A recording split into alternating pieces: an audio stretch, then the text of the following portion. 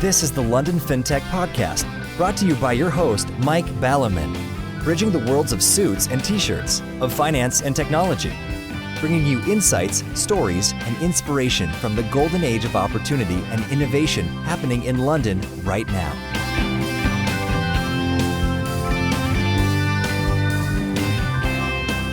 Hi, this is Mike Ballerman, and this is London FinTech Podcast, episode 159, brought to you in association with Smart Pension, and I'm delighted to be joined today by Lara Gilman, co-lead of iwocapay, to talk about the intriguingly named Payment Terms as a Service.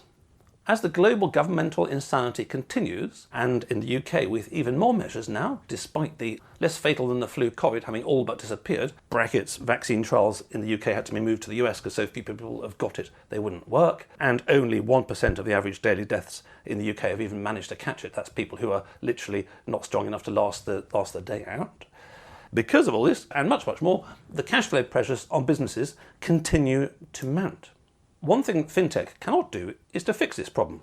We need government tech, I think, or democracy tech to fix that. Another podcast for another time. What fintech can do, however, is to at least oil the problem and to help businesses with payment terms. The market for invoice discounting has been around for quite some time, Market Invoice being on the show once or twice, and they've now turned into market finance, which shows perhaps that a broader thinking is required. There are now government, i.e. taxpayer schemes galore, to introduce new financing into the system at the top. However, fundamentally, within business, the dynamics of business remain the same.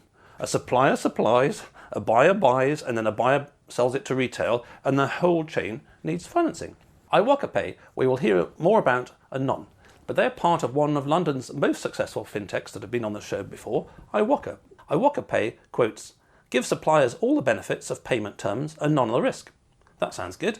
So, without further ado, let's dive into payments as a service, and not least of all, find out what that actually means. Plenty to talk about, so let's get on with the show.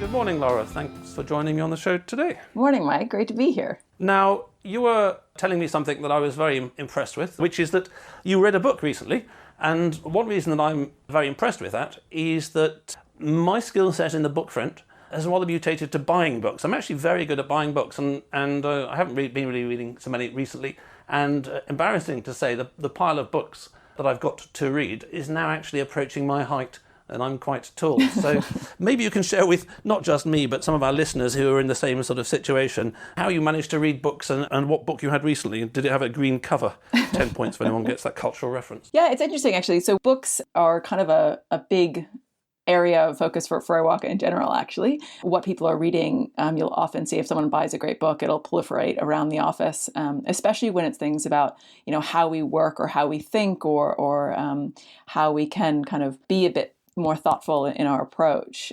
So that those kind of books do kick around quite a bit. We're getting more and more into some novels and some more creative thinking as well. But one of the things we like about it is books provide quite deep thought as opposed to just advice. Someone who, the process of reading kind of someone who's written a 100 to 500 page piece of work allows you to really forces them to think deeply, and you get this incredible amount of insight and this huge data source. So kind of the consumption of books is something we value quite high in the organization. And then we discuss them quite actively. So a great book I just read recently was the Humankind, A Hopeful History by Rutger Bregman, which I had no anticipation to discuss, except we were talking about it just before we started the podcast. And I think for me, the thing that was quite powerful about it is his thesis is really around humans are fundamentally good, and actually kind of spends most of the book debunking some of our long-held beliefs that Lord of the Flies or certain scientific tests that have been done that show that humans, are really out to get each other are not true. And then it's quite interesting because he also links it back to how organizations work and function. He said, if you think about empowered leadership and empowered teams who are able to delegate and encourage and kind of self-organize, this is what everyone says is the best. Well, the question is why? And he's like, well, at the core of it is, humanity are fundamentally good. They fundamentally want to be productive. That doesn't help you read more books, but it is a great book to add to your list that will make it a little bit taller. Yes, I that's true. I shall buy it, and it'll make me even more embarrassed. It's certainly true that in a world where we absorb many, many tiny little sort of sugar lumps of information during the day, whether sort of social media or emails coming in, or you sort of, read too many articles on the internet or stuff like that. That does crowd out, as we sort of see with actually too many young people perhaps, and the whole sort of woke stuff, that does crowd out the deeper study. And having actually sort of looked at about 300 books the last couple of years in terms of the history of the company and the governance of the company, and produced my own book, then a lot of people respond, and I understand where they're coming from.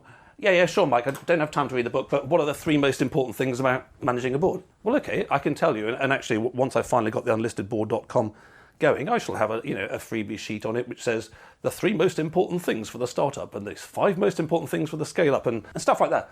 And that's fine. But unsurprisingly, if all you ever do is eat sugar lumps rather than cabbage and red meat or vegetables or whatever you eat, you don't get the same nutrition. On this book, it fits 1 or 2 recently. I mean, Steven Pinker was another one who's basically optimistic about it. And again, it always has to be simplified, but there were these 2 kind of stalagmite and stalactite views. I mean, I don't know, Hobbes or somebody like that. Life is brutal and everyone's just sort of fighting each other to sort of stay alive and that kind of thing. And the other, which is, humanity's wonderful. We're all peace-loving people, just left to our own devices, everything will be wonderful. In a sense, you can argue till the cows come home about thesis and antithesis, but the synthesis is surely that they're like stalactites and stalagmites. And that over time, one book is more relevant than the other. So, for example, whether Genghis Khan was a peace-loving gentleman, we shall never know, but the evidence shows that he was a nutter who destroyed countless people across Central Asia and all that kind of stuff. And zeroing it in more practically, in business, I mean, I'm very confused because I know people who argue that the evidence shows that psychopaths rise to the top of the highest companies, and 1% of the world, I think, are psychopaths, as in their brain is just wired differently, and that therefore this is detrimental. Other studies I show that actually this isn't true at all, this is an urban myth, it doesn't true, whatever. Be that as it may or may not be, I think when we're coming back to the scale of organisations, and iwoca as an example, iwocapay is another example. One of the books sitting on my desk here, actually, which isn't part of my pile, it's a separate pile about business books. It's called The Fish Rots from the Head Down. And having seen many fintechs for many years, the most important thing which won't have passed you by in a fintech, in any tech, in any business, is the quality of leadership. So if you look over centuries, just taking the UK, sometimes we had good kings and queens. Queen Elizabeth I was fantastic. Things really improved. Sometimes we had really bad things and things fell apart. Cromwell went and beat up the Irish. They've never forgiven him quite rightly. He beat up the Scottish. He chopped heads off kings. He banned Christmas carols. That wasn't so good at the time. So assuming that you're not banning Christmas carols in iwoca and assuming that the fish isn't rotting from the head down, then it's almost platitudinously correct that good leadership, and I think it comes from leadership, the Mongols didn't have much chance under Genghis Khan. You had to go along with it. In samurai Japan, in Tokugawa era, the samurai could test the sharpness of their swords by chopping the heads off peasants, and that wasn't a crime. So yes, it comes to leadership, doesn't it, really? And I think that good leadership can bring out the best of people, and yes, maybe people are, in general, good. I mean, without speaking too much about the history of UK monarchy, where I'm going to be quite weak at some point. Me too. I think that there is this question around leadership and culture and community is an important one, and I think it's a baseline ingredient that allows an organization to flourish. And I think that we at iwoca, actually, one of the things that we kind of sort of called out was early on the importance of culture and the importance of defining what good culture is and trying to lay down some parameters. It's not a silver bullet, but it's certainly the kind of glue that allows an organization to evolve and develop. And I think for us, that's actually been quite powerful. And certainly one thing that's really exciting is when you set up a new business inside of a business, a new product inside of a business, you wonder how that's going to work. How is the molecule level connection going to happen? Are we going to be able to share ideas? And for iwocapay, that's been actually huge. We've been able to really build off the engine that iwoca is, and been able to digest and work together across the business to kind of define what good looks like. And I think that really speaks to more of a cultural element. We prioritize openness, that we prioritize inclusion, we prioritize collaboration, because we recognize that's where good ideas come from. And I think that speaks to this idea that, it's not about a win-lose, it's really about identifying win-win opportunities.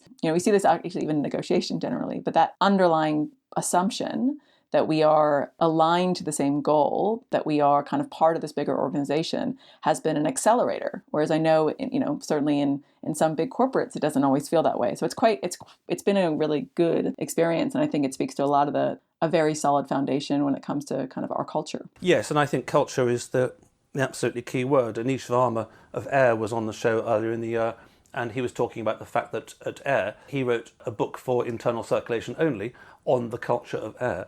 And he was saying that, although it took him some time, of course, that was the most useful thing he's done, because he finds that decision-making is so much easier because people are aligned with expectations, you know? For example, let's take an obvious case. Revolut's culture is quite well known to be sort of hyper-aggressive and more sort of CSFB than CSFB, as it were, in terms of American sort of investment banking. And that's fine. And if you go there, you know that's the world. If you want that kind of thing, you know, you go there. Other places have got softer culture, and if you want that, you go there. But then everybody knows. And I was just corresponding with an important fintech recently, and they were talking about the same thing, actually. So I think many people have noticed that it's really important to have a culture, and if you haven't had experience of organisational cultures, it might be quite a tricky thing to come up with, because it's very easy to say sort of, you know, motherhood and apple pie. You go through Roget's thesaurus and pick out all the nice adjectives and you say, we're all these nice objectives, you know. But people who rotate, and people do rotate through more companies than they used to, will find out that even if there isn't a written culture in a company, or even if there aren't principles, you know, go to Glassdoor, you'll find out that your mileage differs in terms of the culture in companies. And I think it's really important to start with that, as well as the business mission. And I think also there's an honesty around the imperfection. Like, culture is hard, and it's hard to maintain, and people evolve and teams evolve, and I think that the part of it is having the honesty of recognizing when you either make a misstep or something doesn't feel authentic, but not letting that erode the underlying core. That's a problem, I think, when culturally people say, well, this is our value. And then all of a sudden, you know, the community says, like, well, we say that's our value, but do we live and breathe it? And what about this example? I think if you acknowledge that culture is living and breathing, and that sometimes you are going to make a misstep on a value that you hold dear unintentionally, but you have the openness to say, oh, wow, you're right, that wasn't right, or we want to evolve it, or let's have this conversation, maybe the value is wrong, or maybe where we are is wrong. I think that's kind of a really important, this openness of dialogue. So certainly, you know, I'm sure there are moments, there are definitely moments in iwoca where we have taken a misstep culturally, but we've also been, my experience has been that we've been pretty transparent because we want our values to be strong. And so we use it as an opportunity to learn and grow, rather than saying, oh, no, let's be quiet about it because it didn't go the way we thought it did. Yes, exactly. And I think, you know, without going into the bigger picture, that's one of the problems at the moment, which is that in the difficulties that America is having in 2020, which are not entirely insignificant, there seems to be a whole body of thought, which is that if you make a mistake, that's disastrous, which is very strange for Americans, because I've always seen them sort of very good at making mistakes in business, you know. Hey, I failed 3 times, they've gone bust 3 times, but actually my 4th is a great success. That resiliency is key, yeah, absolutely. Of course, America screwed up many times. Of course, Britain screwed up many times. Of course, China screwed up many times. Of course, every human being has screwed up. Nobody goes to their deathbed thinking, hey, I got everything right. So, yes, one needs a tolerance of failure. And in organisations that I've seen, or in divisions of organisations, the parts that I've seen, that are not prepared to admit that we are all flawed human beings, we're all flawed organisations, we're going to cock it up, but we are like a toddler learning to walk. Anyone who's ever seen a toddler learning to walk, the thing falls over all the time on the floor, but it gets up and it tries again. And eventually, the error rate goes down. And that's how I see going from the start-up through to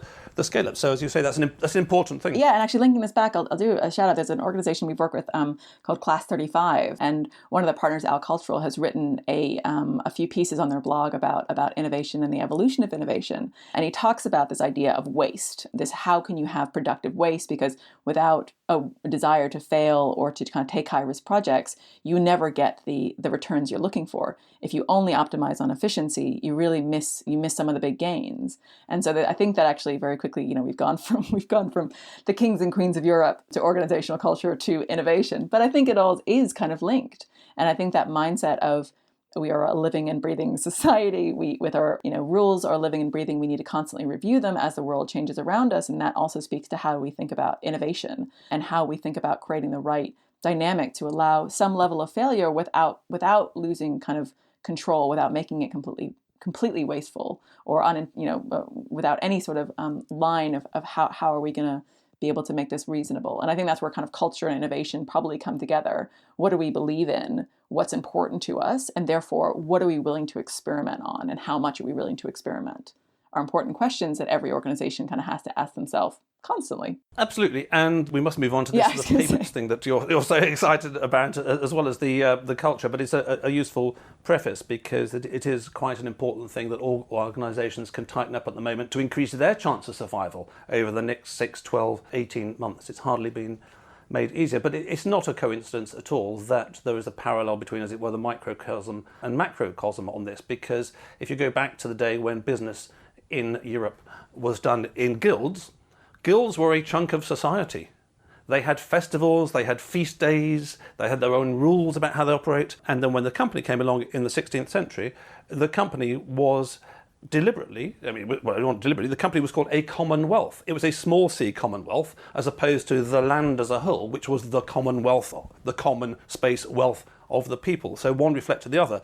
And to an extent, given what we're seeing, sort of, the cultural difficulties and sort of near cultural collapse, if things go badly, of a lot of traditional values in Western countries right now, it may well be that the experience of people in companies can be used vice versa. The company was created in the image of the state. It started with a court managing it, but it may well now be that the state as a whole, UK being a good example, can actually learn from how the best companies manage themselves, how they handle issues and how they handle challenges. So just very briefly then, moving on from that, just to go over your career journey in terms of all these books you read and all these places you work and what brought you to co-leading iwocapay today. Yeah, it's a great question. So I have actually started my journey in fintech back in 2012. My original introduction was fintech probably before we realized it was fintech, when I was working on mobile money. So mobile money is the sort of M-Pesa story, which is mobile network operators who are launching new payment systems across Africa and Asia, and how they set up those distribution networks to effectively create human networks of places you can cash in and cash out while using your phone to send money. It always made me laugh when kind of Monzo came out and the new challenger banks came out with this functionality. It's like, oh, you can send money on your phone. Whereas, in East Africa, they've been doing it for a decade. Yes, exactly. Yes, they were the pioneers. Yeah, exactly. Very much of a leapfrogging kind of mentality. And actually, for me, that was fascinating because it comes to the core of this question that I've always found really interesting, which is how do you repurpose work you've already done to solve new problems? And that was very much the core of mobile money. They have, mobile network operators had built this incredible distribution network for airtime and had this sort of, network of coverage. How could you solve a new problem? And mobile money has really been an exciting place to watch that innovation and watch it grow and develop. So I was there for 5 years working with the GSMA, which was an incredible experience, in the mobile for development team and the mobile money team. My former boss, Seema Desai, moved on into kind of more local fintech and kind of through a few steps, ended up at iwoca. She is a great person, and I followed her eventually after a few other kind of pieces of work into iwoca. And I was really excited about being more locally based. So I wanted to work on fintech in the UK where I am. And I also was excited about the kind of mission statement. iwoca really is trying to reinvent how finance work for small business, and especially the long tail of small businesses. And for me, that's a really exciting and challenging problem. How do you think about making finance available to 1 million businesses? So I kind of started there. So as my fading memory isn't so good, very briefly, I would call iwoca in sort of simple and perhaps now to date terms as just being a direct lender. So there were plenty of peer-to-peer lenders who took money in from the peer, as it were, on one hand, and lent it to somebody on the other side. When Christoph was on the show, he was talking a few years ago about actually how they raise a bunch of money and then sort of lend it out like that. So moving on, before we get back to how iwocapay then grows up in that organisation, obviously many times we've talked about payments on the podcast over and over again for many years, so the general things will be familiar. But in terms of the areas that you're addressing, historically, how did the market work? What challenges arose with that model, and then therefore what opportunities came out of that? And then in terms of the future and what you guys are delivering and other businesses are delivering, how can this all be improved? So just starting with sort of the background of this kind of stuff. iwoca started back in 2012, and it was really born out of this idea that finance hadn't made the leap to the internet era it's still incredibly hard to go to your bank and get a loan, get an overdraft. It was still incredibly hard, to bring finance where people need it, to make it instant, to make it accessible. And so that's kind of where iwoca started, very much as this, there is a funding gap. And actually since then, the funding gap has grown. The figure we kind of hear from the Bank of England is more than 10 billion. It's one of the most severe funding gaps, facing our economy. And that was before we went into the crisis. For people who haven't heard the phrase funding gap or have heard it and always vaguely aware of what it means, funding gap is more specifically the ability to fulfill demand. The number of the SMEs have grown substantially over the last decade, and their financing needs are there to manage cash flow. However, the banks have retrenched, certainly in overdrafts. The market growth of supply has not kept up with demand. Fintechs are filling it, and in fact, actually 30% of SME lending comes from the fintech community. Oh, wow, it's a great stat. Yeah, 400,000 businesses have been served by fintechs in the UK. And for us, it's kind of the sign that there is this opportunity and this need, and it's really a critical need when it comes to being able to allow businesses to kind of keep working. Our SME economy is critical to our economy as a whole. A vast number of businesses go out of business every year due to cash flow problems.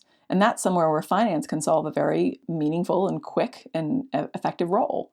When we talk about the funding gap, that's what we mean. The level of demand relative to the level of supply is not balanced. In a certain segment of the market. I mean, if you're IBM or Coca-Cola, exactly. You're going to get funding We're talking somehow. about SMEs. You do your own bond or whatever. Exactly. But if you're sort of, I don't know, the London FinTech podcast selling hoodies, which is my latest business venture idea that cropped up in the last podcast or two, then I might not find it easy to do a sort of a bond raise for $100 million to do hoodies, and my local bank might be having other problems at its hands. And in terms of how things go forward, we don't know, but certainly in the UK, when Mr. Sunak finishes paying people to sit on the sofa for months and months and months, there is going to be another economic fall, there are going to be huge bad debts, etc., and it's hard to make out a case, should we say, that at the beginning of next year, bank balance sheets in the UK and elsewhere are looking healthier than they were a year ago. So one can only imagine that the central scenario is that the funding gap will be increasing. I'm very pleased to hear that roughly a third of it is filled by fintechs. So in terms of aggregate demand for funding gap products, shall we say, that looks like a market that is growing. So funding in general, that's a whole of almost what the city is about. There are many ways of funding and many ways of raising money. So it's a complex ecosystem.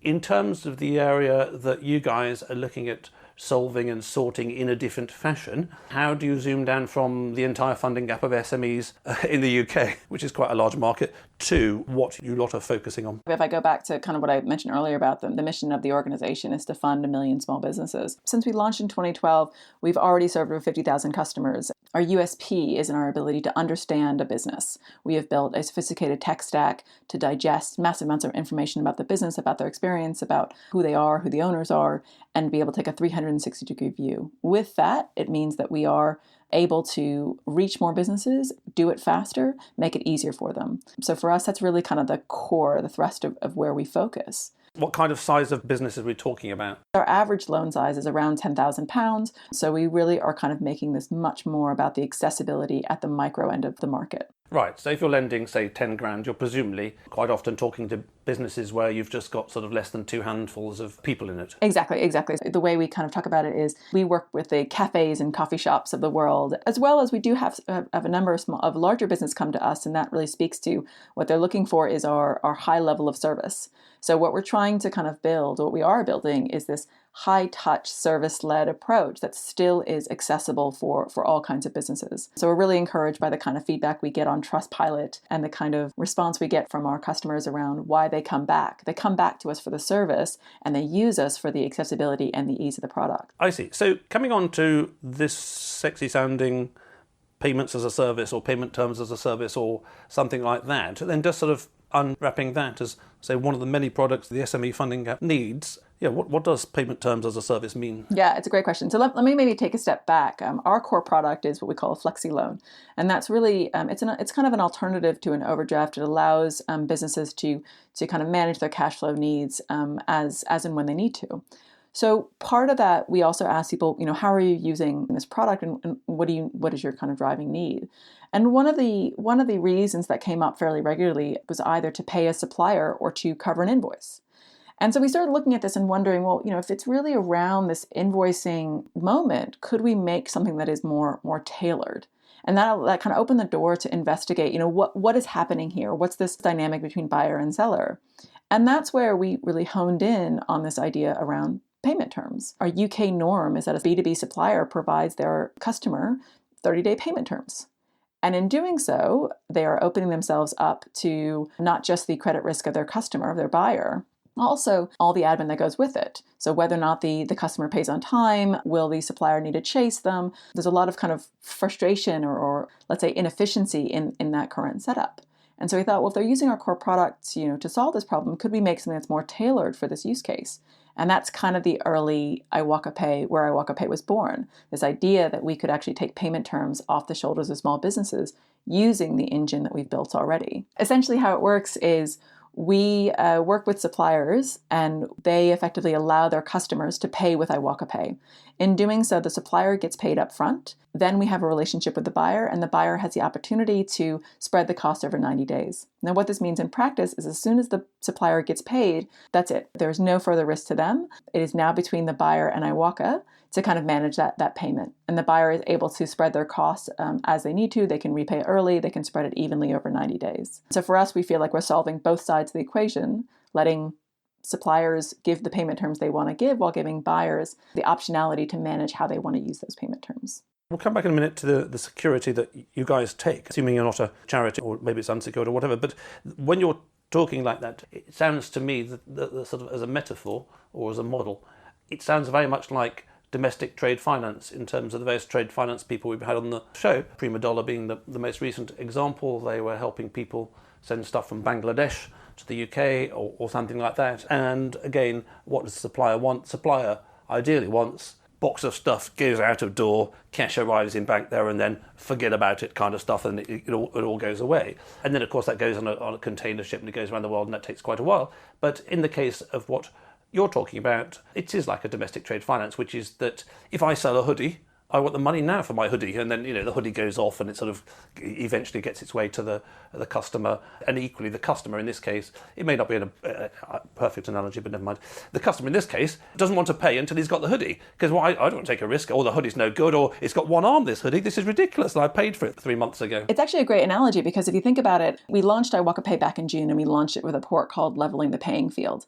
And one of the things that we observed, and certainly we're not the first, it comes out in UK Finance's payments survey, Go Callers talked about this, that B2C payments are way more likely to get paid up front. So if you're buying a hoodie as a consumer, I'm going to pay you up front for that.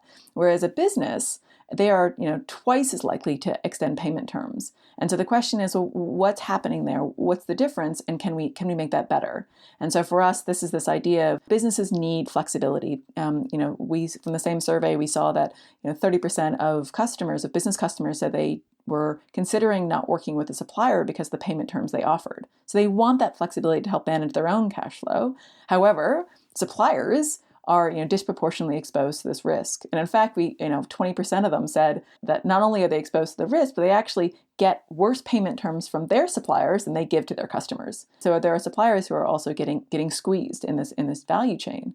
And so you're absolutely right. It's a great example for the hoodie. Right. Or it'd be an even better example if I sold you 100 London FinTech Podcast hoodies now, and then every time you have a customer, you say, and by the way, not only do you work with iwocapay and get all these amazing things, you get half price on London FinTech Podcast hoodies. That's great, because again, there's quite a sort of chain and time there. And going back to a sort of a domestic trade finance model, really you've got the supplier whose requirements are as if they were a square, and the buyer whose ones are a circle, and you're standing between the square and the circle. So picking up this point about security and you guys not being a charity, so if you're stepping in the middle and doing financing, there's always a chance that whoever's going to pay you in the future doesn't. And if you've got sort of a few bars of gold bullion, that helps you sleep easier at night by way of security, assuming you don't take gold bullion as security from your suppliers. How does that credit risk angle work for you guys providing this product? So iwocapay is really in a fortunate position that we are built on the engine that already existed, and our risk decisioning is a key part of our value proposition. We now have 8-9 years of experience understanding small businesses, understanding their propensity to pay, understanding their risk in a much deeper sense than many of the incumbent banks, I'd argue.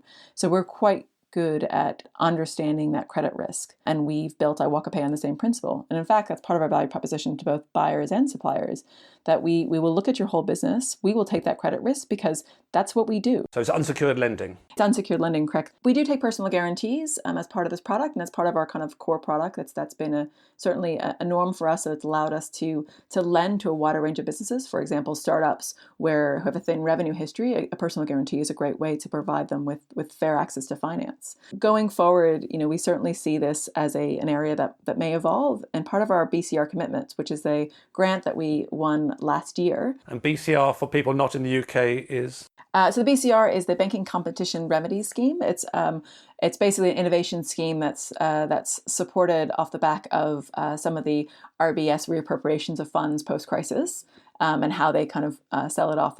The government has kind of put it back into the economy in the form of an innovation grant. And we were fortunate enough to win one of these grants last year. And as part of that grant, iwocapay was a core part of that grant, as was our open lending platform, which allows other partners to innovate on top of our technology stack, and a launch of a no personal guarantee scheme product, which is intended to sort of make financing more tailored, especially as we get into businesses where a personal guarantee may or may not be required. Right. Okay. So in terms of the industry at the moment, if I want 10 grand to finance a bunch of hoodies, today I give the guarantee, but especially with things like the BCR and stuff in the future, there may be some stage in the future at which point I don't give a guarantee, but anybody who's been involved in finance will realise there'll be a different cost involved. If you look at London FinTech Podcast history of doing hoodies, it's pretty minimal, or zero more precisely. Good. Okay. So before we wrap up the show, I'd like to thank all you listeners out there and my brand partner for the podcast, Smart Pension, who are fast, secure and free.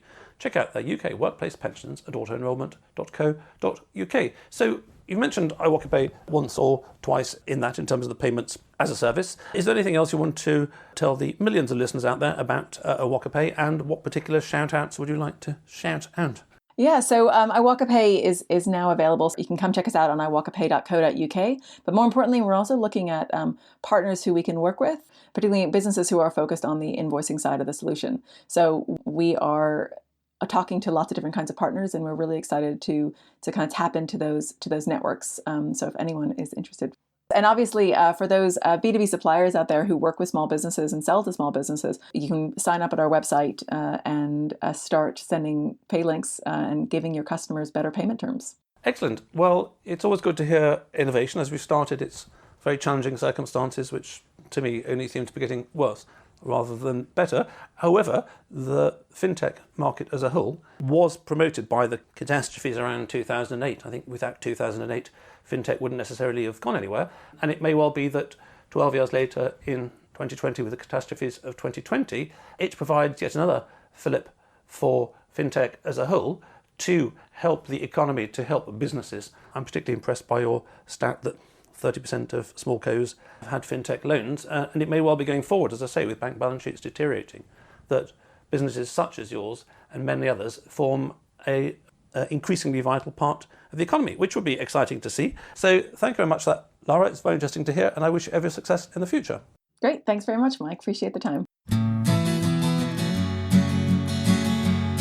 Thanks for listening. If you have any challenges or needs with your unlisted company board, get in touch with me at mike@londonfintechpodcast.com.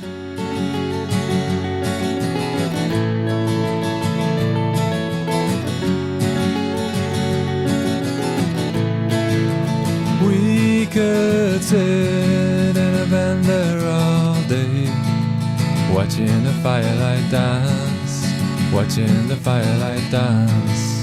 We could walk in the mountains before dawn, watching a happy moonrise, watching a happy moonrise.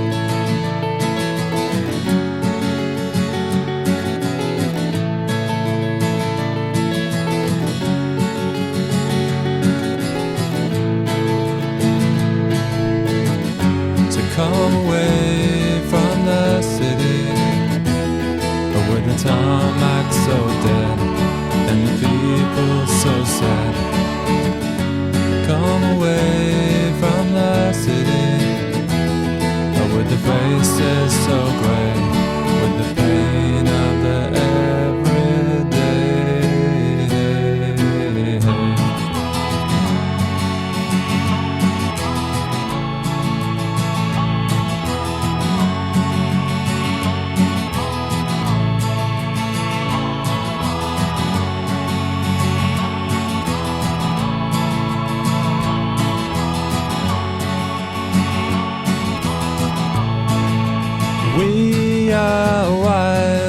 like the mountains and the trees.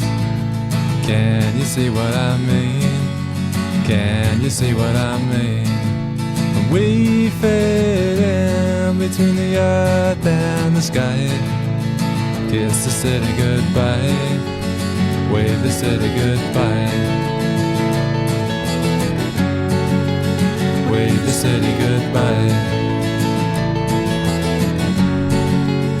wave the city goodbye.